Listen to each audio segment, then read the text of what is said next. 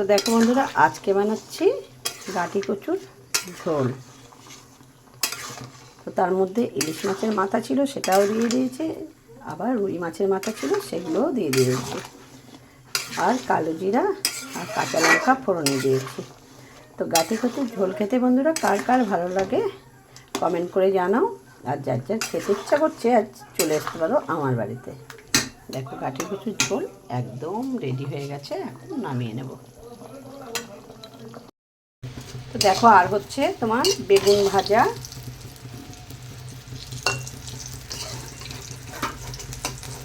বেগুন ভাজাগুলো হয়ে গেছে, তুলে নেব।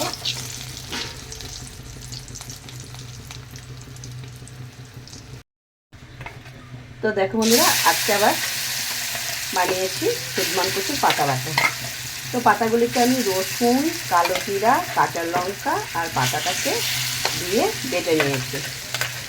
তো বেটে নিয়ে এখন অল্প একটু তেল দিয়ে কড়াইয়ের মধ্যে ভালো করে এটাকে ভেজে নেব। তো এই সুদমান কচুর পাতা বাটার রেসিপিটা তোমাদের কেমন লাগে খেতে গরম গরম ভাতের সঙ্গে? আমার তো দারুণ লাগে। আর আজকে এটা হলে আর তো কিছু চাই না। তো আজকের রেসিপিগুলো ভালো লাগলে বন্ধুরা তো চলে আসতে পারো আমার বাড়ি। রান্না একদম প্রায় রেডি, এখন নামিয়ে নেব। টাটা বন্ধুরা।